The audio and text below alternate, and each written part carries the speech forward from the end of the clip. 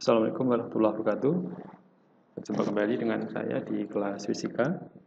Pada kesempatan video kali ini kita akan membahas tentang hukum Newton berkaitan dengan gravitasi atau hukum Newton tentang gravitasi. Atau biasa juga mungkin ada yang menyebutnya sebagai hukum keempat Newton tentang gravitasi. Nah, pada hukum keempat Newton ini, jadi ketika ada sebuah benda, atau ini kita tuliskan dulu saja, ini adalah hukum gravitasi aja, gravitasi Newton. Nah, jadi ketika ada dua benda bermassa M1, kemudian ada benda lain bermassa M2. Jadi benda ini ketika terpisah sejauh R, maka benda ini akan mengalami gaya tarik-menarik antara benda satu dengan benda yang kedua. Ya, jadi kita sebut sebagai gaya gravitasi Newton. Ini ada F12, ini ada F21. Nah, masing-masing besarnya sama. Nah, untuk besarnya gaya gravitasi ini F, ini nanti sebanding dengan massa kedua benda dan berbanding terbalik dengan kuadrat jarak kedua benda. Nah, atau nilainya, berarti nanti untuk F, untuk mencari nilainya dari gaya gravitasi itu, F sama dengan G M1 M2 per R kuadrat, dengan G inilah konstanta gravitasi umum yang ditemukan oleh percobaan Cavendish. Jadi untuk nilainya G itu adalah 6,67 kali 10⁻⁻11. Jadi untuk F ini adalah gaya gravitasi.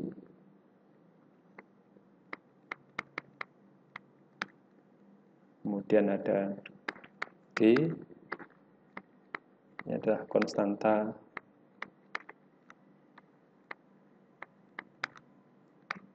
gravitasi umum, nilainya 6,67 kali 10⁻⁻11 Newton meter persegi per kilogram kuadrat. Ini kemudian untuk M1 kemudian M2 ini adalah massa benda 1 dan benda 2. Kemudian untuk R ini adalah jarak kedua benda.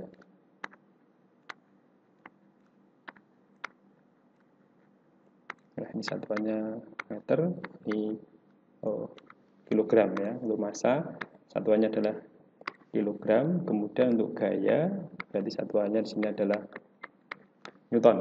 Nah, kemudian untuk ini gaya gravitasi, kita tahu bahwa gaya itu adalah besaran vektor. Maka nanti dalam penyelesaian suatu sistem yang terdiri lebih dari dua benda, ketika kita mencari total gaya atau resultan gaya, maka harus menggunakan aturan vektor.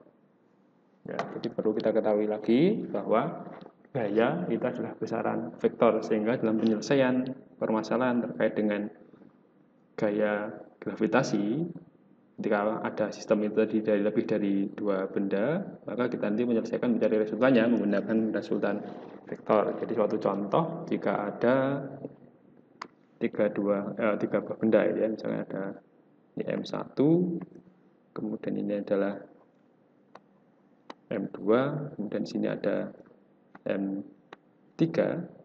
Nah, misalkan ini terpisah sejauh R23, ini adalah R12, kemudian ini adalah R13. Nah, maka masing-masing benda ini akan mengalami gaya gravitasi. Jadi di sini ada gaya gravitasi 2 oleh benda 3, kemudian ini gaya gravitasi antara interaksi benda 2 dengan benda 1. Kemudian untuk benda 1 dia akan mengalami gaya gravitasi F1 oleh 2, kemudian sini juga mengalami F1 dengan benda F3. Nah, begitu juga untuk benda ketiga ini. Ini akan mengalami gaya gravitasi dengan benda yang kedua, jadi F32. Kemudian juga mengalami gaya gravitasi dengan benda 1, berarti ini adalah F31. Nah, jika misalkan di sini adalah sudutnya alfa, kemudian ini adalah beta, kemudian di sini adalah gamma, maka untuk resultan dari gaya gravitasi yang dialami oleh benda 3 ini, resultan pada benda 3 nanti adalah FR3. Ini adalah akar dari F32 kuadrat plus F31 kuadrat plus 2 kali F32 F31 cos gamma, sudut apit antara dua vektor ini. Kemudian kalau resultan pada benda 2, berarti di situ ada FR2 sama dengan akar dari F23 ya, F23 kuadrat plus F21 kuadrat plus 2 kali F23 kalikan F21 cos alfa. Ini adalah sudut apit antara F23 dan F21. Kemudian kalau resultan pada benda 1 berarti FR1 sama dengan akar F12 kuadrat plus F13 kuadrat plus 2 kali F12 kalikan F13 kalikan dengan cos beta, sudut apit antara F12 dan F13. Nah, itu adalah untuk mencari resultan karena gaya gravitasi itu termasuk vektor. Nah, kemudian setelah gaya gravitasi, maka nanti kita juga bisa mencari medan gravitasi. Jadi medan gravitasi pada suatu titik itu nanti misalkan seperti ini, ada ini massa M1, kemudian di sini ada massa M2, maka medan gravitasi di titik yang ditempati oleh M2 ini itu adalah G, kita katakan dengan G, nanti sama dengan F12 itu per M2. Nah, ini adalah G, jadi F12 atau gaya gravitasinya adalah M1, M2 per R kuadrat dibagi dengan M2, sehingga bersamaan untuk medan gravitasi ini adalah G sama dengan G M1 per R2 R kuadrat. Nah, ini ya. Jadi untuk M1 ini adalah massa dari sumber gravitasinya. Jadi M1 ini adalah massa yang penyebab medan, saya menghasilkan medan gravitasi di sebuah titik pengamatan tertentu. Nah, lalu misalkan kalau di sebuah planet, maka nanti kita akan bisa mendapatkan percepatan gravitasi atau medan gravitasi itu di permukaan. Kemudian bagaimana kalau misalkan pada ketinggian tertentu, apakah medan gravitasinya semakin besar atau semakin kecil? Lalu bagaimana jika kita berada di suatu kedalaman tertentu dari planet itu? Apakah medan gravitasinya membesar ataukah mengecil? Nah, kita akan mencoba menghitung atau mencari bagaimana nilai dari medan gravitasi pada suatu ketinggian dari sebuah planet atau dari kedalaman tertentu dari sebuah planet jika dibandingkan dengan medan gravitasi atau percepatan gravitasi di permukaan planet. Nah, Untuk R ini hati-hati, R ini adalah jarak ya, jarak antara titik pengamatan dengan massa sumber gravitasi ini. Lalu kemudian kita akan mencoba ini untuk mencari medan gravitasi pada sebuah planet. Medan gravitasi pada misalkan planet tertentu, planet yang berbentuk bola pejal. Nah ini, jadi planetnya berbentuk bola pejal. Nah yang pertama kita akan mencari medan gravitasi di permukaan.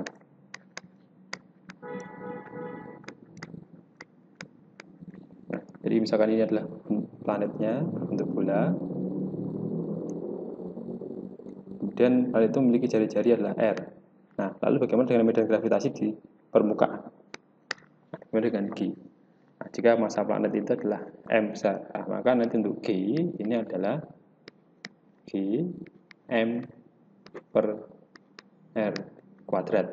Jadi untuk G ini adalah percepatan gravitasi atau medan gravitasi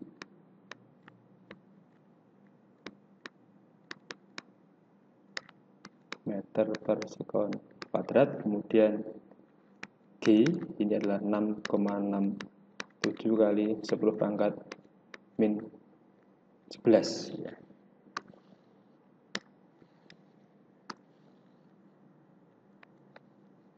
Kemudian M ini massa planet, kemudian R ini adalah jari-jari planet.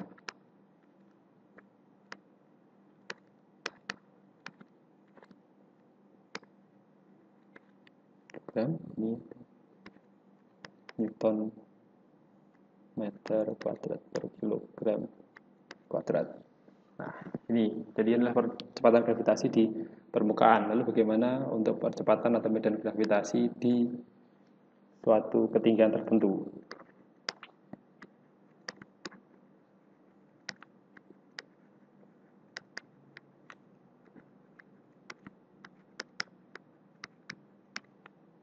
Nah, jadi misalkan ini planetnya, kemudian jari-jarinya adalah R, massanya adalah M. Nah, kita mengamati di suatu ketinggian ini dari permukaan H. Jadi H ini adalah ketinggian titik pengamatan dari permukaan planet. Nah, maka G di sini, nanti percepatan gravitasinya itu adalah G M per hati-hati R plus H kuadrat. Ya, jadi kalau di permukaan tadi Gm per R kuadrat, nah untuk di suatu ketinggian tertentu, ini misalkan G aksen, jadi ini adalah Gm per R plus H kuadrat. Nah, kita akan mencoba membandingkan bagaimana perbandingan antara percepatan gravitasi di permukaan dengan di ketinggian H ini. Nah, perlu diketahui di sini ya, di H ini adalah ketinggian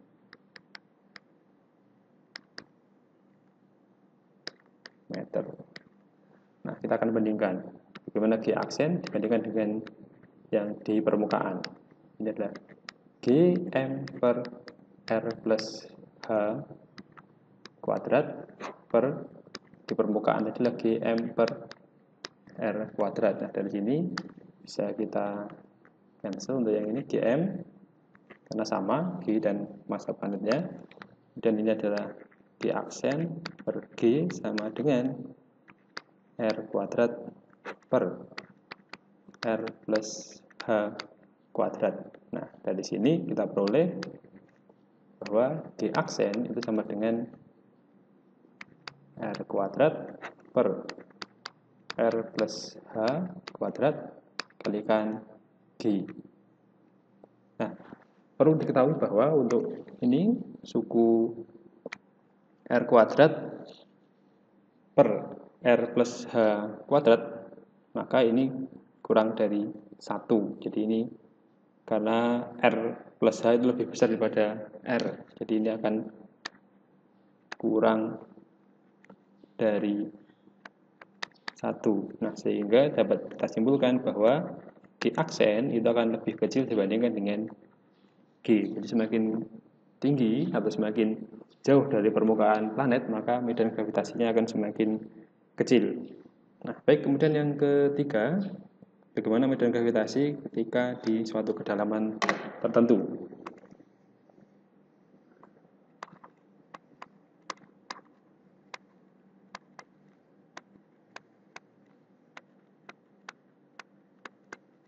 Nah, ini medan gravitasi pada suatu kedalaman tertentu. Jadi misalkan ini adalah planet berupa bola pejal, kemudian pusatnya sini, jari-jarinya adalah R. Nah, kemudian kita akan mengamati titik yang berada di kedalaman tertentu dari permukaan planet itu. Nah, misalkan kedalamannya adalah H, maka nanti ini adalah R-H. Nah, jadi di titik-titik yang berjarak H ke dalam dari permukaan planet, maka nanti bagaimana percepatan gravitasinya ini misalkan G double aksen. Nah, maka kita harus tahu dulu, jadi kalau misalkan massa totalnya ini adalah M besar, maka yang menyebabkan gravitasi atau medan gravitasi di titik dengan kedalaman H itu adalah massa yang berada di dalam lingkaran putus-putus ini, yang di arsir ini. Jadi inilah massa benda yang menyebabkan medan gravitasinya M aksen. Nah, jika planet itu kita asumsikan dengan kerapatannya adalah ρ, maka M aksen ini adalah ρ dikalikan V aksen. Rho-nya tetap ρ, V aksen berarti 4/3 pi dikalikan dengan R min H pangkat 3. Nah, ini adalah M aksen. Sedangkan untuk M total dari planet itu, ini adalah ρ dikalikan dengan V, yaitu ρ kalikan 4/3 pi kalikan R pangkat 3. Nah, lalu bagaimana dengan medan gravitasi atau percepatan gravitasi di kedalaman H itu?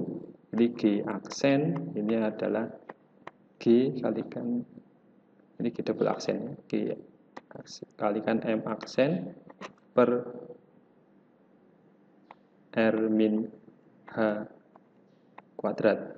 Nah, ini ada G, M aksen itu adalah ρ kalikan 4/3 pi kalikan R min H pangkat 3 dibagi dengan R min H kuadrat. Nah, ini berarti hilang, ini tinggal 1, sehingga G double aksen ini adalah G ρ 4/3 pi dikalikan dengan R min H. Nah, kemudian kita akan mencoba bandingkan apakah G double aksen ini atau percepatan gravitasi di kedalaman tertentu lebih besar atau lebih kecil dibandingkan dengan percepatan gravitasi di permukaan planet. Jadi ada G double aksen per G sama dengan, jadi ada G double aksen, kita sudah memperoleh G ρ 4/3 pi ya, G ρ 4/3 pi dikalikan R min H. Sedangkan untuk di permukaan berarti di sini adalah G kalikan M per R kuadrat. M itu tadi sudah kita peroleh, ini G ρ 4/3 pi R min H. Kemudian untuk M-nya ini adalah ρ 4/3 pi R pangkat 3 per R kuadrat. Sehingga ini akan kita peroleh G double aksen per G sama dengan ini. Untuk G row-nya bisa kita cancel. Ini 43B, 43B, kemudian coret ini bisa 1. Nah, jadi ini G double aksen per G itu sama dengan R min H per R. Nah, berarti G double aksen ini sama dengan R min H per R kalikan G. Nah, ini jadi kita akan peroleh untuk R min H jelas lebih kecil ini ya. Jadi karena R min H kurang dari R, maka G aksen ini akan lebih kecil daripada G, karena ini kan kurang dari 1 R min H per R. Jadi kalau kita bandingkan dengan pada ketinggian tadi, ini juga